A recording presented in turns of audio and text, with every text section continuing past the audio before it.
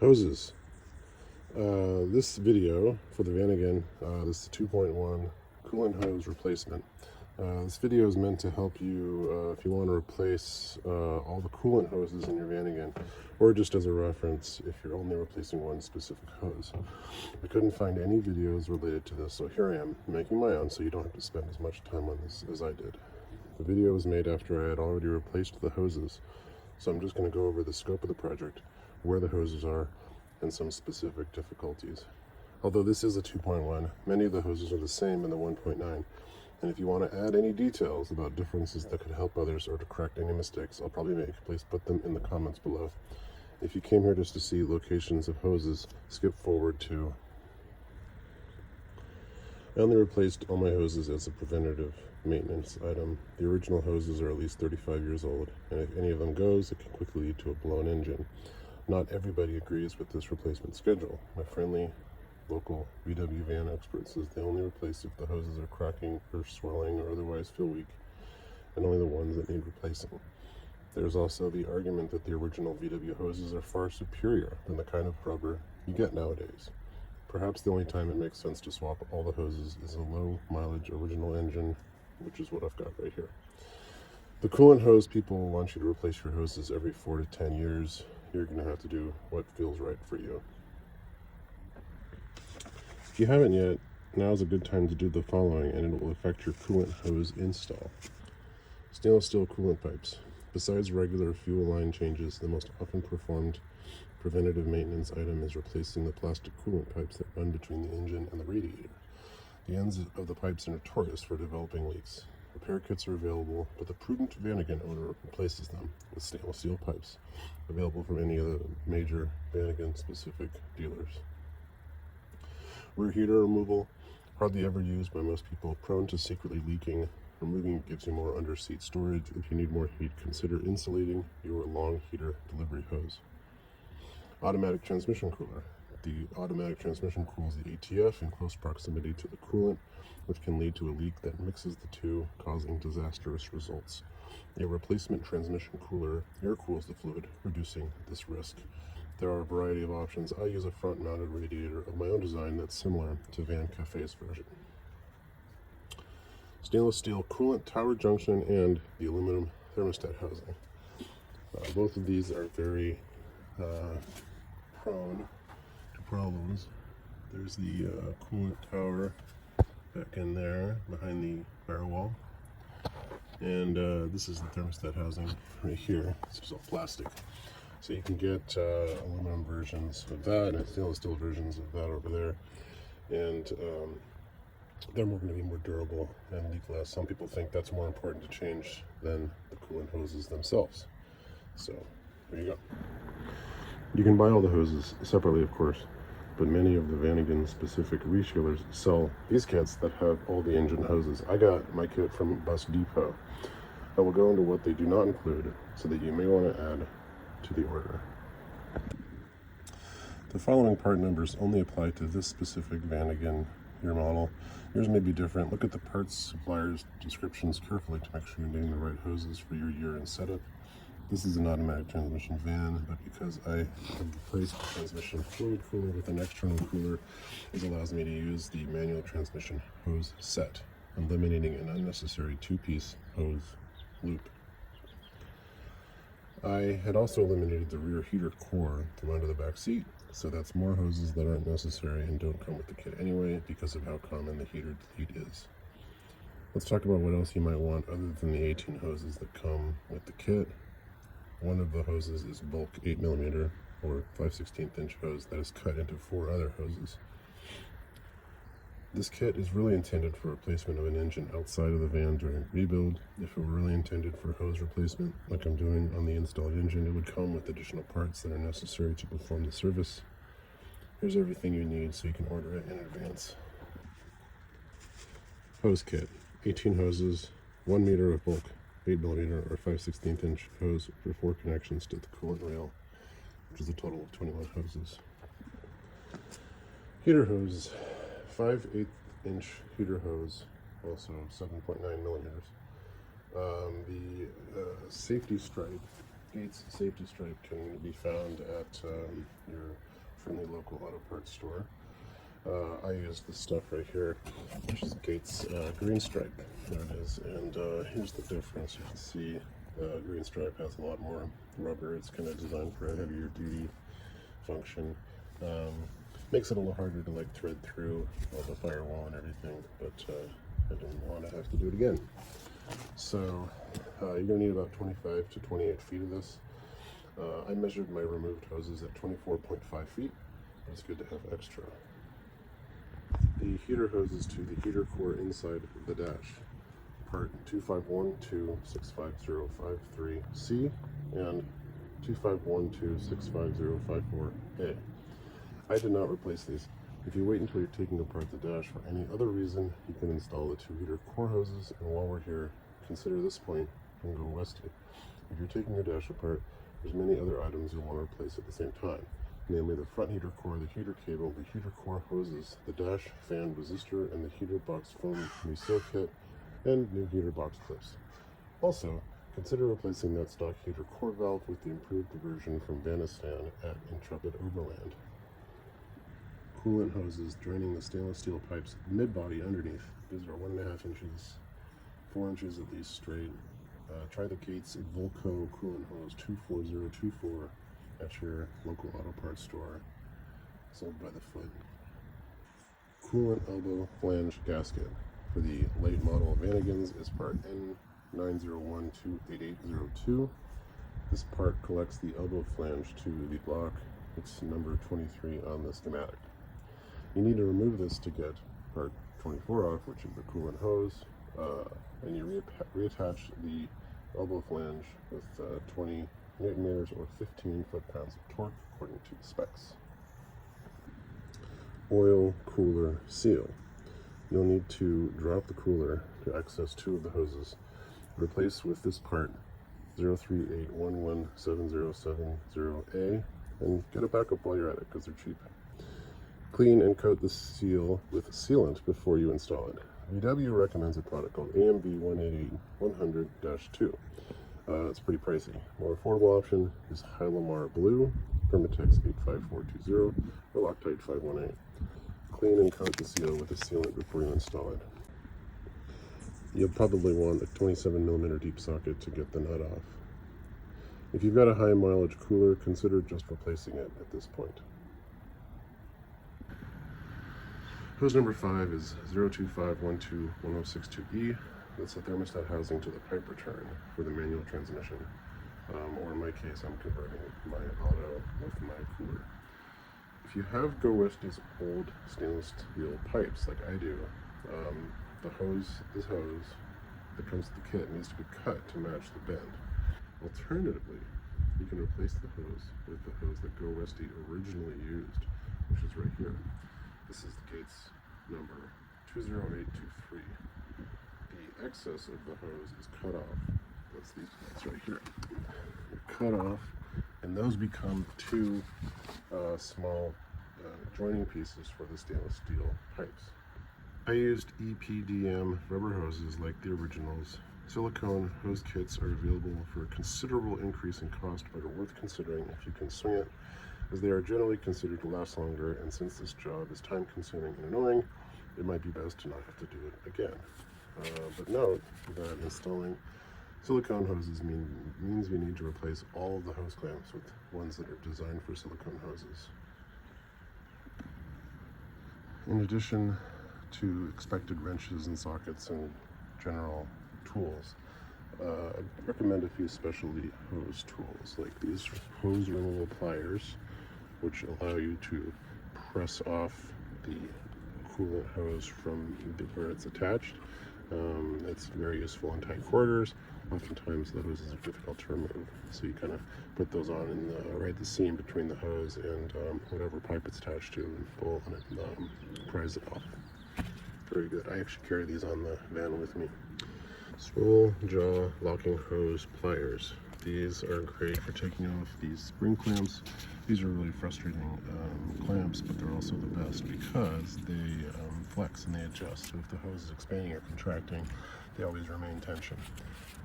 So they're worth keeping if you can. That's why they put them on. But these go on here, and you ratchet them closed, and it opens up the spring, and then they stay that way because of the ratchet until you release it here, just like that.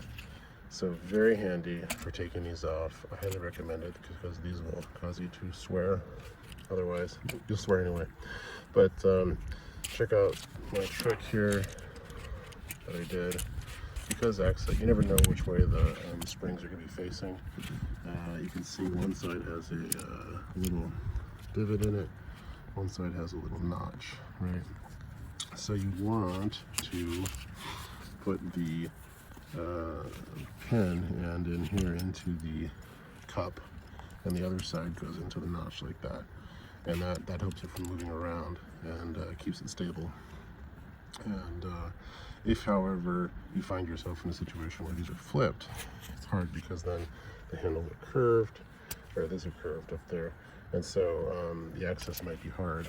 And so what I did was I actually got 2 pairs of these, and you can see that I took the jaws and I reversed them. So I have one set that has the notch on the right side and one on the left side, just for improved access. That's not really necessary, but it helps. This is a set right here that is straight. So I've got all these because this is a pain, and the easier you make it, the happier you'll be. Bringing us to our next tool here. This tool, this is called the long reach cabled hose clamp pliers, and basically it's the same kind of ratchet situation. You pull this, it ratchets, it pulls the cable, and the cable pulls the jaws together. So these jaws go onto the spring clamp, you can see, just like so, and then they come together and they stay, keep it open. This is really handy for when you really can't get the other ones in there and you have improved access. So I like those. You can actually get sets of 3 of these or all of them together as group kits, which if you don't have any of them, just go ahead and buy them all at the same time. What else do we got here? This is a small little swivel socket. I found that to be helpful a couple times. And pick sets. So these, most of these are from Harbor Freight. These help you to get off the hoses, because if you they stick to the pipes, and so if you can get this into where the end of the hose is, you can kind of work it around and break the seal of the hose and pry it off. Band clamps like these, there's better and worse versions. Don't use the cheap ones you find at the hardware store because they will cut into hoses. These are the ones you see on my van a lot. They're Zebra brand. And here's another one I like to use. I think this is the kind of style you want to get for silicone hoses.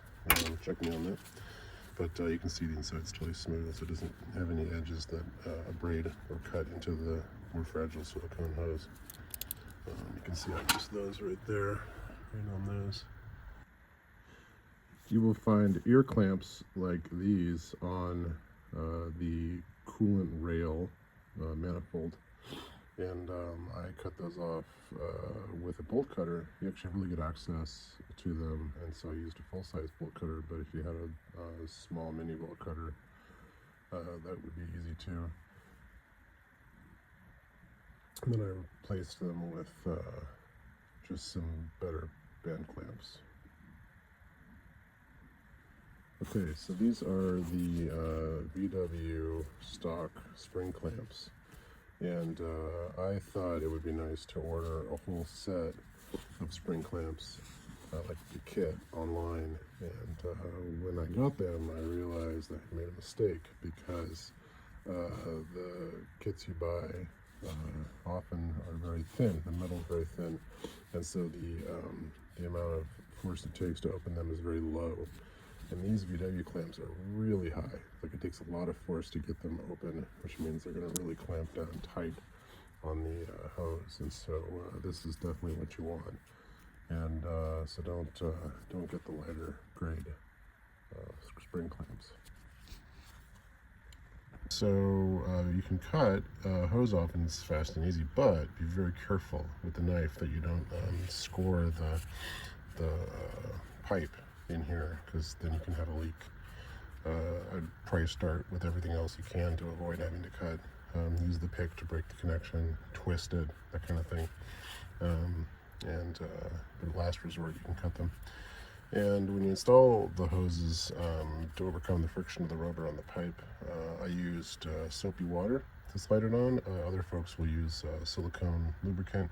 Don't use Vaseline or anything else that might react chemically with the hoses and degrade them. Okay, so this is the part where we talk about each hose individually. And this is the diagram that Bus Lab uses. I think it's an old VW diagram, but it's the one I'm going to use. We're going to start talking about hoses number 2 and 3. These are the radiator feed and supply hoses. 2 is the feed and 3 is the return. So part number 2 is 251121082, and part 3 here is 251121083H. And part number 2, you can see connects to the coolant tower here. They're kind of omitting the stainless steel pipes, in my case, or plastic pipes if you haven't replaced them. And also here, the pipe is between this hose and this hose, so that's not on the schematic, but that's where those would be. Alright, to get to these hoses, you go underneath the van drop your spare tire, and there are the hoses right here, 2 radiator hoses you can see back there, hopefully. They are connecting to the stainless steel pipes. See that? And come to the front. And there they are connecting to the radiator. Now, obviously you can tell that this bracket is in the way, so you'll have to remove this bracket to access the clamps up there. Don't worry, if you just do one bracket, the radiator won't fall out, so you don't have a problem with that. That's pretty straightforward. And then they get zip tied up in place if they stay out of the way of the tire. Hose number 4, between the transmission cooler and the coolant distributor tower over here. That's for auto transmissions from 86 to 88. Part 025121104D. If you have an automatic transmission, VanAgain 8891 like I do, these hoses connect to hose number 7 here, like a little appendage. If you get rid of your cooler, like I recommend, you also get rid of that appendage, and then this goes to a manual version, and you get rid of that. When you replace the cooler, that appendage gets attached to the appendage that comes off of hose number 5 here, and it just kind of makes this like dead loop that you can eliminate by using the manual hose. Hose number 5 here, this is between thermostat housing right here and the pipe, which is not shown, but it's right in between here. This is the one I was telling you about, that if you have the GoWesty stainless pipes, you're going to have to cut this pipe to make it fit, because the stainless pipe has a curve bent into it, or you have to get that Gates hose. Like I said, the auto transmission has this appendage going to here. The manual transmission version does not. Underneath the van here, looking up at the engine, and here is the thermostat housing right here. You can see it, and this is hose number 5 right here. Let's see if I can get it to focus. I'm going from the thermostat housing there, that spring clip, all the way back to the stainless pipe. Now you can see, there it is. I have the GoWesty early pipe model that has the bend into it, and if you don't have that bend, the hose will bend to incorporate that. So if their pipe is like this, you could also cut the pipe off and use the stock hose. I'll lift the pipe the way it was and cut the hose, and like I said, I used the flared end over here to get to, and the non-flared end I attached here by trying to stretch it over a funnel while it was warm. Okay, number 6 here is between the coolant distributor tower and the rail, or the coolant manifold we call it. This hard plastic line. That is part of the 8mm or 5/16 inch bulk hose that you cut to length. Alright, number 6, this is the coolant distributor to the coolant manifold. So the distributor, the tower, is back in there, and it goes through the firewall here and connects to the rail right there. In the schematic, it makes it look like a really long hose, but obviously it's not. You'll see I do put the dates on here just so that any future person knows how old the hoses are. Okay, part number 7 right here goes from the coolant tower to the pipe, the stainless steel pipe that runs here to the radiator. So that part is different depending on your VIN number. For this van, 8891 late model, it's 2511211104, and for an 8691 van, an 8688 with certain VIN numbers, it's N902873303. Number 7 here goes from the coolant tower to the pipe. Enjoy, it's one of the easiest ones to get to. Number 8 goes from the coolant distributor tower to the heater core, and it is omitted if the heater has been removed, and it's not included in the kits anyway. If you do have it, it's part number 251265056. Alright, number 9 here connects to the heater core T, which isn't shown here. Actually, both these go to a T that's connected to the heating line.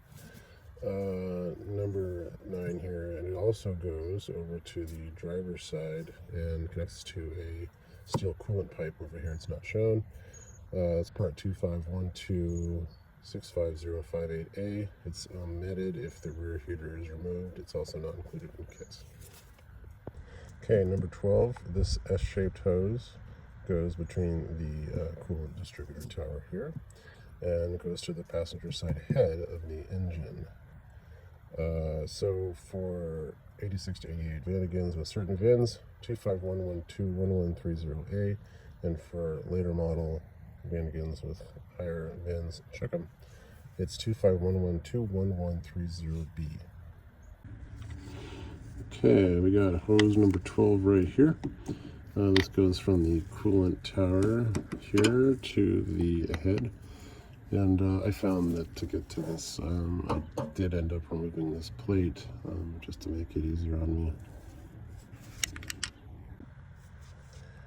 Number 14 here is between the thermostat housing and the coolant distributor over here, the tower. And that part is 251121058A. Alright, number 14, you can see is right here. This is going from the thermostat housing to the coolant tower at the top of the coolant tower, and it travels to my right over to the thermostat housing. See if I can focus on this a little better. And here's the other side of number 14. Comes in right here and connects to the thermostat housing with the spring clamp right there. Okay, number 15 right here. That goes between the top of the thermostat housing and goes up to the coolant distributor rail here. This is part of the 8mm or 5/16 hose piece. The number is 443121107A. Okay, here we are looking at the thermostat housing. This is number 15 right here, going to the rail. That's the 8mm bulk hose. And number 16 here is this piece. That's between the thermostat housing and also goes up to the coolant rail loop here. And this one is a specific hose. It is part number 025121058B. This hose right here is number 16. This goes from the thermostat housing in the back there up to the coolant rail. This is not the 8mm hose, this is specific shaped hose. Okay, number 17 right here. It's a little hard to see on this schematic. It goes from the thermostat housing to a pipe on the driver's side head, which is not really shown here. It's a J-shaped hose, number 025121073H. Number 17, right here, between the thermostat housing and this pipe down here on the driver's side head. A couple big spring clamps there. Okay. Part number 18 here is this little hose that connects between the thermostat housing and this small pipe that goes down to the oil cooler. So that little hose is 025121058E. Okay, number 18 is right here. You can see going from the thermostat housing to this pipe. And it's a little hard to see because I've moved this plug. I've added an oil pressure sender in here, and so obviously I take this off and then get to these two spring clamps right there. Okay, that brings us to the oil cooler hoses, 21, 22, 25 here. 21 is between the oil cooler and this little pipe going to the water pump. That's part 025121058G. 22 goes from the water pump to this little pipe going to the cooler. That is 025121058J. And number 25, I'm just going to skip over to that one because we're here anyway. Between the pipe coming from the thermostat to the oil cooler, that is 025121058D. And let's talk about these hoses. Okay, number 21 brings us to the dreaded oil cooler. Alright, so if you look up inside here, you might be able to see a couple hoses up there. That is hose number 21 and 25. Going to the oil cooler there on the right side. And I am here to tell you that these are going to be hard. But of course, they're part of the system, and if they spring a leak, you'll lose coolant. So the easiest way to do it is to actually remove the oil cooler and get on that way. So first you will remove this oil filter, and don't worry, you won't lose that much oil. But of course some will come out and catch it, and then I put a nitrile glove over the end of the filter because I wasn't planning to do an oil change, so I could keep it and just put it back in later. That way it wouldn't get dirty. And then there's once you get this off, you'll see a threaded post coming out with a nut on it, and some people do it without removing the nut, but I took the nut off. It's a 27mm deep socket or a 1 1/16 inch nut, And then it's going to help to get that'll actually remove the cooler, but there's that threaded stud which is going to make it hard to get the cooler off, and what helps is to get rid of that stud. To get that off, you either want to double nut on the threads, so you get another one of the nuts that has the same threads, and you cinch them together and then use the inner nut to give you the torque. Or what I did was I went down to this hardware and I got a internal wrench, and I got that inside of the pipe and very carefully unscrewed it. I've heard that sometimes those break inside of that pipe, and then you've got an even bigger problem. So be very gentle if you try that and don't force it. And then let's see, the other way, there's one on the Samba you could look up that people use modified Torx sockets to wedge inside of the stud there and get it out. So you can look that up too. When you get the cooler off, it probably is going to help to remove the left side hose first. The right side hose you don't actually need to, I think that's 25, right?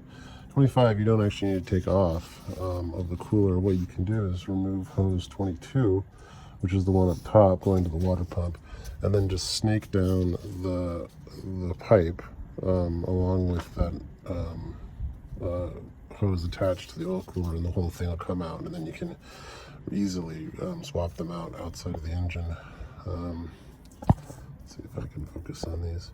Coolant is going to spill out of here when you remove it, so be ready for that. Clean it up, and then when you get all the hoses back on and you want to reinstall it, you'll need a new seal. There's a seal that's behind the oil cooler here, and you're going to put a light coat of sealant, and again, VW has their special sealant, AMV 188100-2, which is really expensive. And you can try the Hylamar Blue, the Prototex 85420, or the Loctite 518. And if you undid the 27mm nut, you want to, according to the Bentley, you put it back on at 18 foot-pounds. But there are people that disagree with this. And some online mechanics have recommended that the torque actually be more like 30 foot-pound, otherwise you're going to end up having leaks on this seal. So I did actually do that. I did increase the torque, and but you can do your research on whether you want to do that or not. Okay, then once you get those back up in there, you can redo the hose at the top. And here that is hose number 22, right here between the water pump and the pipe that goes to the oil cooler. So yeah, I just undid this here and liberated the pipe, which also there's a bolt back here that holds it on there that you'll need to undo to get that pipe removed. It makes it easier to get the oil cooler out. Part number 24, the short hose between the two coolant pipes underneath the crank pulley. N901-28703, and you'll also need to replace the gasket here between one of these coolant elbow flange and head. That part number is N901-28802. Alright, number 24, we're looking at the belts here, and if you zoom in, you can see it way down in there. Just this short, very short little hose with the two spring clamps on it. And this one's tricky because the pipes that are on both sides of it are very close together. There's only, I think it was about a 1/4 inch gap between the two, which means like you're not getting that hose off unless you remove one of these two pipes. And so I chose to remove this one here, this coolant pipe, and it goes over to a flange, and because it's got a flange, it's got a gasket on there. Those bolts go back on with 15 foot-pound of torque. Part number 26 right here. This is between the coolant manifold and the head. Hose number 26 right here, coolant manifold, the rail that's up here, and goes down here. Number 27 here, between the passenger side head and the coolant manifold rail loop. That's part of the bulk 8mm 5/16" hose piece. Number 27 is this hose right here, and it's going from the passenger side head right down in there, all the way in here to the manifold rail loop. That's the end of it. This is that 8mm hose, bulk hose. Number 28 right here goes from the expansion tank to the coolant manifold rail. That is part number 025121058H. Number 28 is right here between the expansion tank and the coolant manifold rail. And down here, obviously this is a much bigger fitting than the other 8mm fittings. Obviously I've replaced the expansion tank with a aluminum tank, which I recommend after the third time I had to replace it. Number 29 goes between the expansion tank and the coolant pipe that attaches to the water pump over here. That is part 025121108D. Hose number 29 is this one right here that goes from the bottom of the expansion tank down to the water pump, and the pipe that goes to the water pump down there. So one part that is not listed here, I'm going to call it number 32, goes between the expansion tank cap here and the overflow tank over here, or the reserve tank. And that part number is 443121107A. That's actually part of the 8mm 5/16" hose. Alright, number 32, not listed on the diagram schematic, is this bulk 8mm hose that goes from the expansion tank cap and goes over here, loops around the oil filler, and ends up attaching to this overflow tank here. Let's check this out on the other side.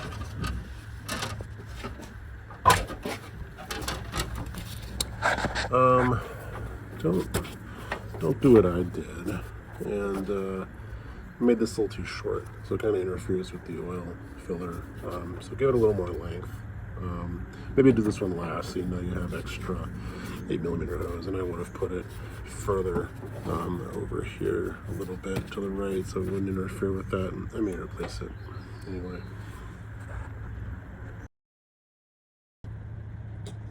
Okay, heater hoses. Now that we're done with the engine hoses, the coolant flows from the distribution tower to the heater core and returns to the pipe by the thermostat. The heater control valve is on the supply side, or the hot side. On the late 2.1 cooling system, so the feed hose is coming from the coolant manifold, goes to the rear heater T, and then the hose goes on to feed the front heater. So if you've deleted the rear heater like I have, you don't need those T's. The T's usually, if you delete the heater, they get turned into or converted into couplers, like this one here. So then you just have these two hoses joined together, but you can now replace those with one beautiful single piece of hose. So it goes from the distribution tower all the way to the heater control valve, and one piece that goes from the front heater core return hose all the way to the steel coolant pipe by the thermostat housing. So because my rear heater was already deleted, the hoses were joined with couplers, and to route and feed the hoses, I used these couplers, and I joined the end of the old hose to the start of the new hose, and I pulled the old one out as I pulled the new one in, and these were snug enough to allow this. This also keeps crud from falling into the hoses, and if you don't do this, put some tape over the end of the heater hoses, and it'll help you route them through.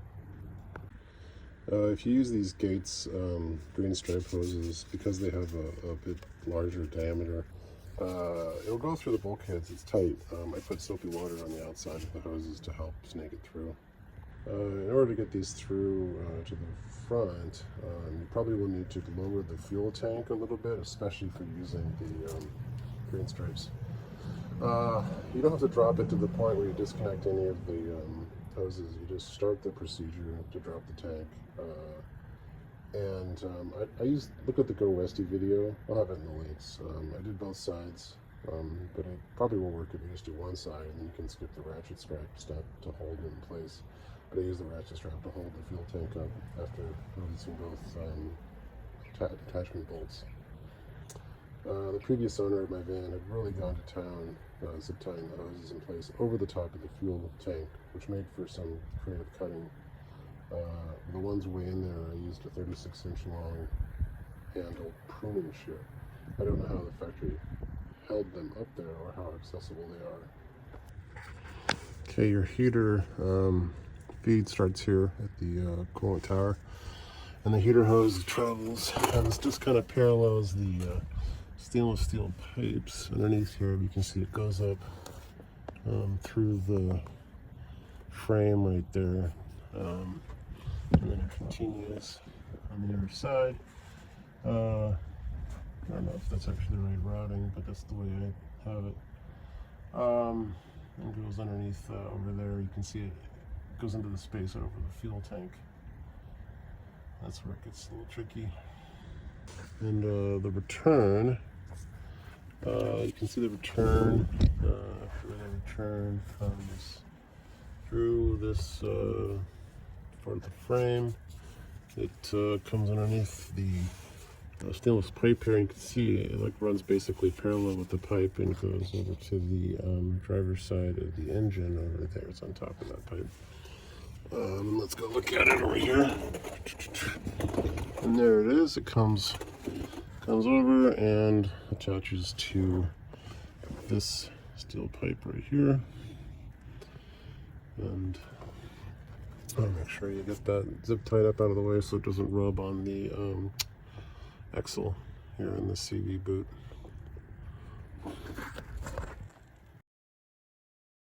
Stainless pipe joining hoses. You can see one here, and then there's one underneath here. These are the 1.5 inch, at least 4 inches long. These are 6 inches long because the auto parts store sold it only by the foot. I used the foot of Gates Volco coolant hose from O'Reilly's. There's not a lot of play with these hoses, with these pipes here, so you have to probably loosen the pipes at the end down there. So you maybe think about doing these pipes before you connect the other ends of the pipes to the hose. If you did, it's not a big deal, just to release the hoses, and then you'll have more flexibility with the pipes. You'll also need to undo these wires, these little spring retaining wires. It's a bit of a puzzle, but take a picture of them just to get an idea of what they look like when they came off, and then you'll have the orientation right. When I took these hoses off, quite a bit of coolant is left in the pipes even after you drain it, so be aware that coolant comes out with a lot of the pipes that you remove. So there we go. Okay, that's it. We're done with the install. Now, will all 50 of these connections you just made hold up to coolant pressure? We'll see. I use a Pentacin Permafrost NF coolant, which I didn't want to fill up and then find out that I had a leak, because that's about $100 worth of coolant.